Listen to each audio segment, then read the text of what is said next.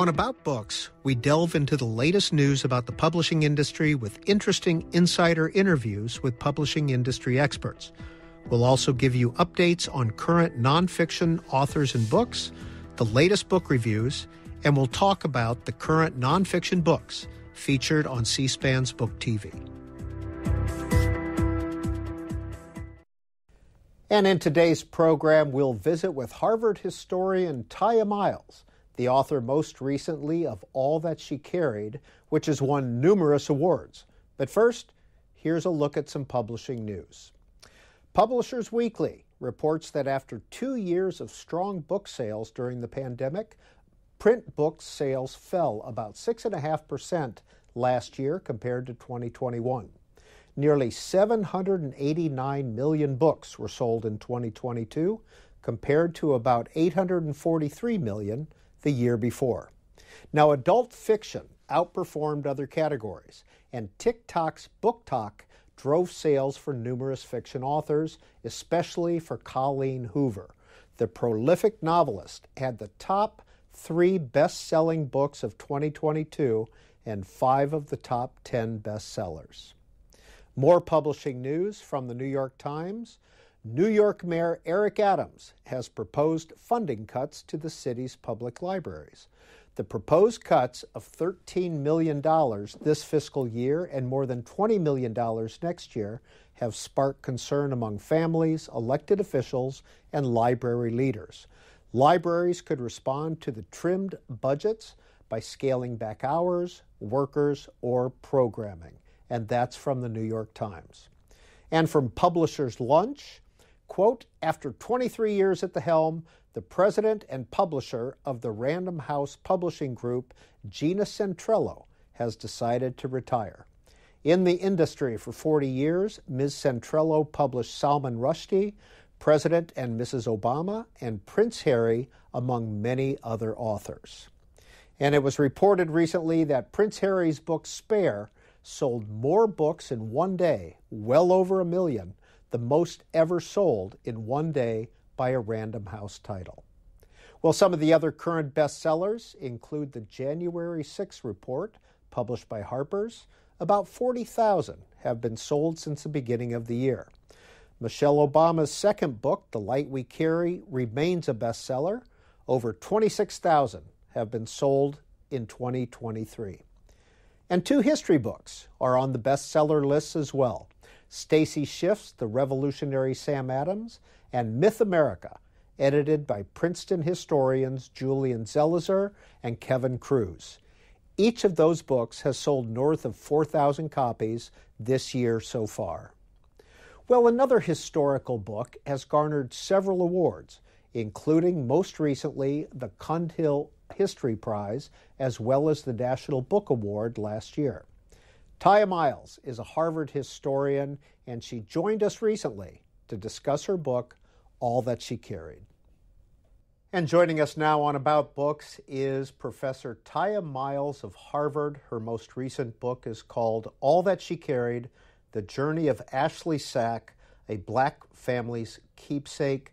Professor Miles, you have won not 1, not 2, not 3, but at least 7 major awards for this book. What do you think was the appeal of the story? Well, hello, Peter. It's really such a pleasure to be here. I think the appeal of the story is that it is so personal, and anyone who hears the story, reads the story, can relate to it, because we are all parents or children. We all have family in some way, shape, or form. And this story is at heart about family and familial bonds, love, and caretaking. How did you discover the story of Ashley Sack?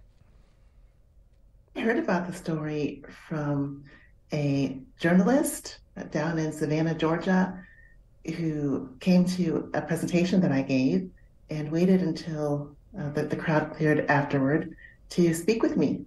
He told me that I had to see this object, Ashley Sack, which he had recently seen because a curator had been to town and talked about the sack, which was owned by the Middleton Place Plantation also down on the southeastern coast. And what is the story of Ashley Sack in a nutshell?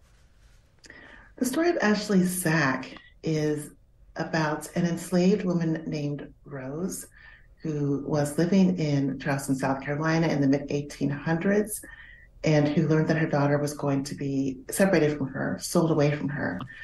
Rose at that time got her hands on a sack and she packed it with various items for her daughter. She gave her daughter, whose name was Ashley, the sack full of things that Ashley would need to survive right on the eve of their lifelong separation. And this story was embroidered onto the actual cotton sack itself by a female descendant of Rose and Ashley many decades later. And it was passed down from generation to generation in this family? It was passed down from mother to daughter in this family. There seems to have been a beautiful, unbroken line of stewardship for this object. And it is, you mentioned, Professor Miles, that it is now owned by a plantation in Savannah. Is that correct? The plantation is right outside of Charleston, South Carolina, but I learned of the sack while I was down in Savannah, Georgia. How did the plantation get ownership of this family sack? Well, this story has so many twists and turns to it. I often say it feels like it could have been on Antique Roadshow. This sack, after being cared for by the women in one family for many decades, ended up at a flea market in Tennessee in the early 21st century. A flea market shopper there happened upon it in a bin of rags. She lifted the sack. She saw that it was unusual. She read the embroidered inscription and she bought the whole bin. She then went back to her home and did some Googling and realized that the name on the sack, because it had been signed by the embroiderer in thread, was the same name as a very famous, very wealthy Charleston family. And she contacted the people who now run the foundation and plantation of that family, the Middletons, and ended up donating the sack to them. That's how the Middleton Place Plantation and Foundation have come to own Ashley's sack. Does Ashley have ancestors still alive that you discovered in your research? There are no descendants that I have found who would be direct lineal descendants of Rose or of Ashley. It seems to be the case that Ruth Middleton, the granddaughter and great granddaughter who sewed the story onto the cotton sack, had one daughter named Dorothy, and that Dorothy did not have children herself. Tiya Miles, you won the National Book Award last year for this book for nonfiction, and your most recent award is the Cundill Prize out of Canada. What is the Cundill Prize? Well, the Cundill Prize is a prize for a work of history from anywhere around the world that has literary merit and is excellent in terms of its research and its writing and its subject matter. Peter Cundill is someone who I just learned about recently. He made a lot of money during his lifetime. He loved history, apparently. He was a student at McGill University, which hosts this prize, and he left all of his wealth to a foundation which bears his name. And before he died, he actually established this prize for the best work of history according to the prize criteria at any given year.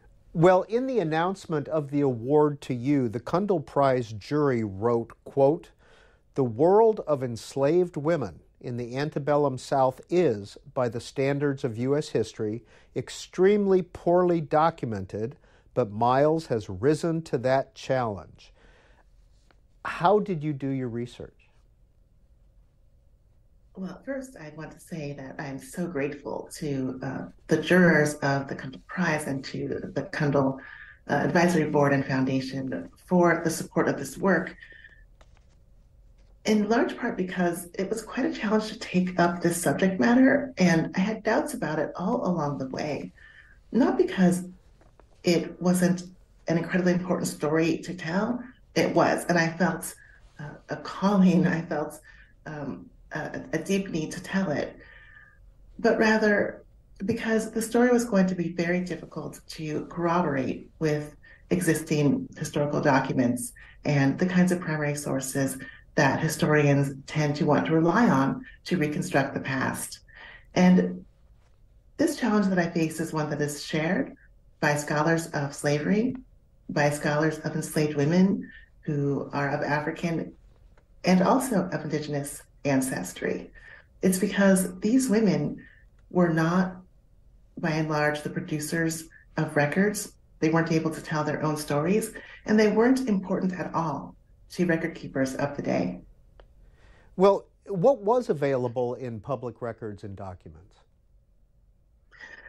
Well, enslavers, people who owned others as their property, did produce voluminous written materials. Those records were really about their attempts to keep track of their property, to manage their finances, to organize the distribution of certain products that enslaved people would need over the course of a year, such as clothing or blankets or rations.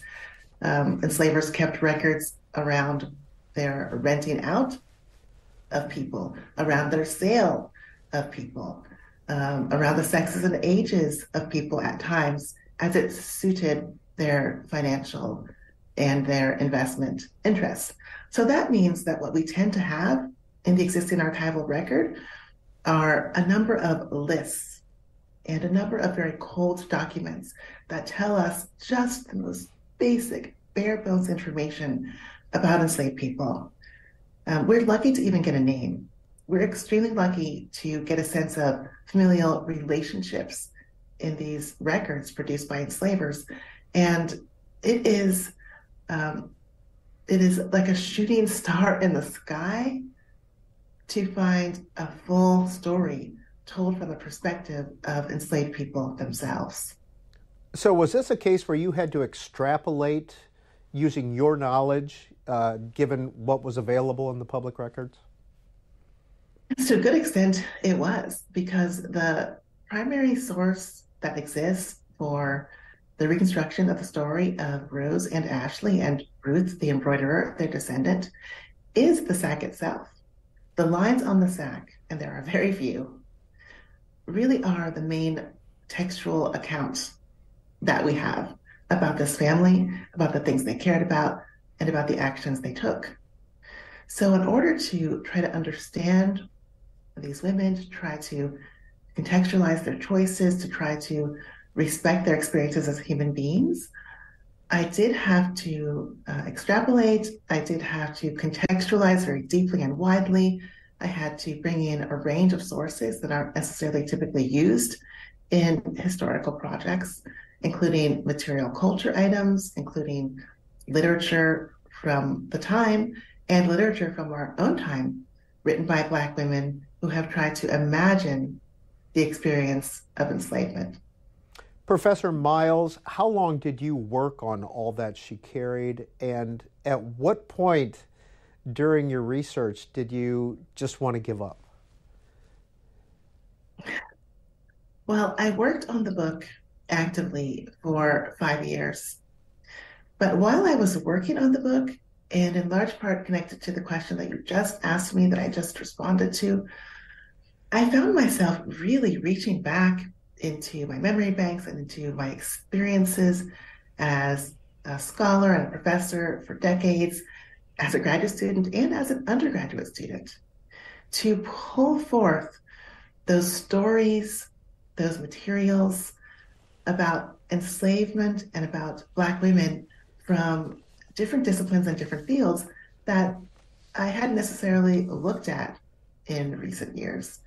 So that was quite an interesting experience to work on the book in a set amount of years in the present, but to be always harkening back and looking back to things I had come across over a longer period of my own life. And when did I want to give up? um, Probably about a year in. probably about a year in. And at this point, I had already decided that this story was one that must be told. And I had already spoken with some individuals who I knew had done some research on the SAC or who had been responsible for curating the SAC, and just asked them their opinion about whether they thought I might be a person who could do justice to the story, because that's important to me. I think that it really is critical to have a match between the subject matter and the topic and the author. And I had received a very good amount of support and affirmation about that match in this case. And so I had started doing some legwork and started doing some reading. I was reading secondary materials posted online by an anthropologist named Mark Auslander, who was doing research on the SAC. I had looked at a book by the historian Heather Williams, who had used the SAC as a concluding touchstone in her study of enslaved people who had been freed by the Civil War and who were then trying to find their family members. And I had just started to do research on the ground in South Carolina, looking at the records of slaveholders, of enslavers that I described just a moment ago in our conversation. And I was finding myself coming up with not a lot of primary material from the time period of Rose and Ashley that would corroborate their story. At that time, I really did wonder whether I needed to address this story as an article and whether there was enough material there to actually write a full-length book. Was it a hard sell to sell this concept to Random House? I will say that there were a number of editors who reached out to me and asked to have conversations about my next projects. This tends to happen if you are a scholar, an academic, you have a book out or a few books out, and you are attending academic conferences. Editors will often reach out and just say, can we have a coffee? Can we have a lunch? Can we talk about your next project?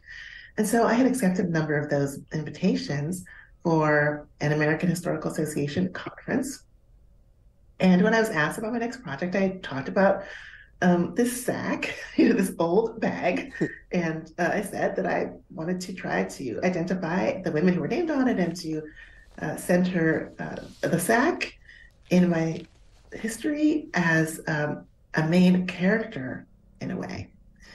And I did receive interest. Everyone was respectful and interested, but I also did get a bit of feedback suggesting that this story might be a little bit too small, that it might be too micro for their presses.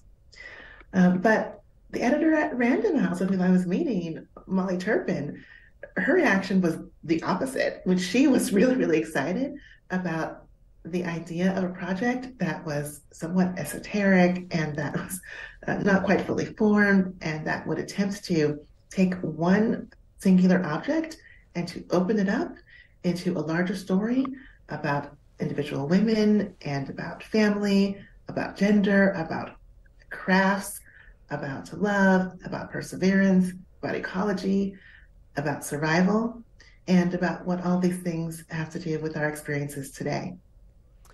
And joining us from Cambridge, Massachusetts, Professor Miles, what do you teach at Harvard? I teach in the Department of History, and I offer classes on African American history, Native American history, women's history, public history. I love to include literature on my syllabi and to get my students out to historic sites and museums in local areas. So on top of teaching, how many books have you written? 6 books, and I've co-edited 1 collection. And her most recent is All That She Carried, The Journey of Ashley Sack, a Black Family's Keepsake. It has won several major awards, including the Frederick Douglass Book Prize, the Ralph Waldo Emerson Award, the National Book Award, and most recently, the Cundill History Prize out of Canada. Professor Miles, congratulations, and we appreciate your time today. Thanks so much, Peter. And you're watching About Books, a program and podcast produced by C-SPAN's Book TV. Next, we want to look at some reviews of some recently published books.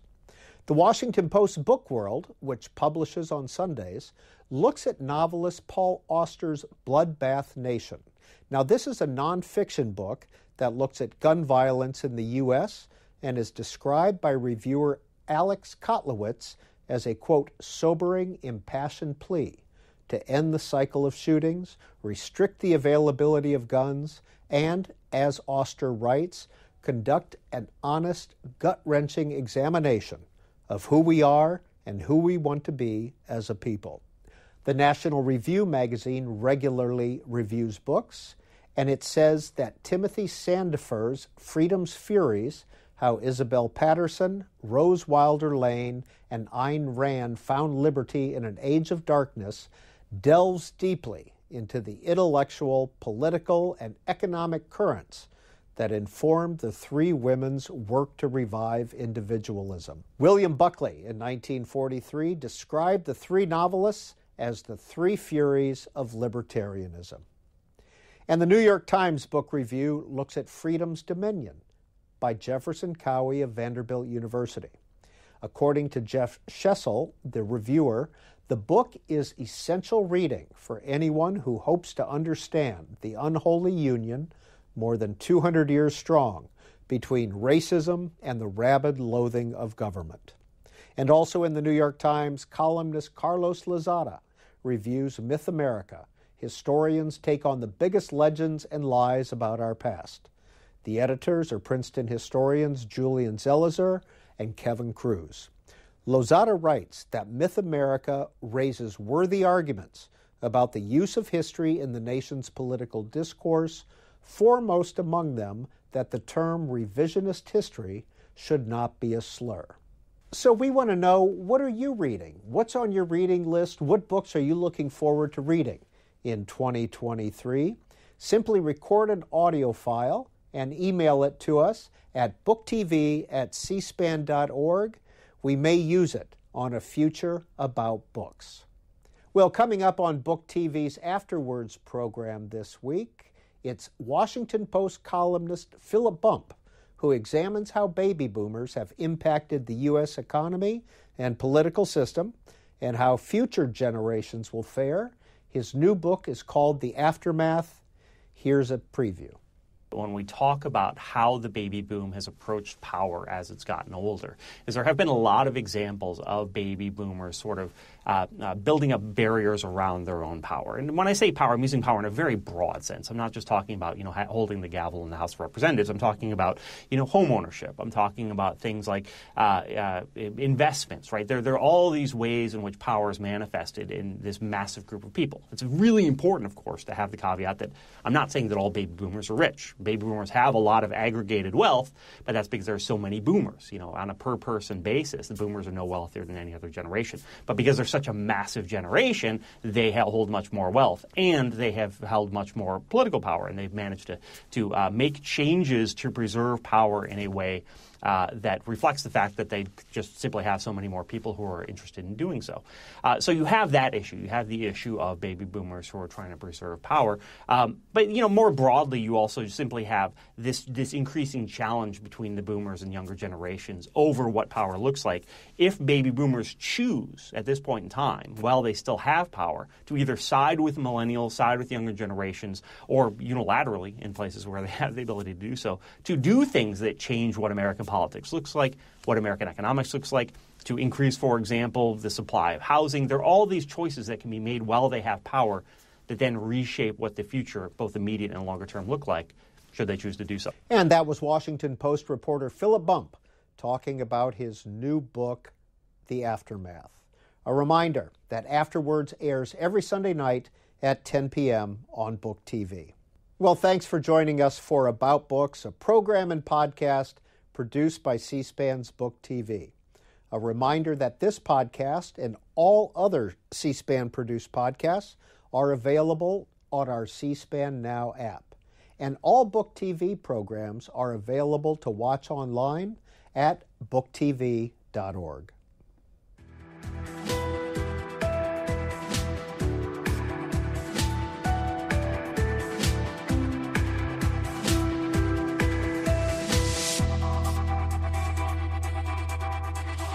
Miles.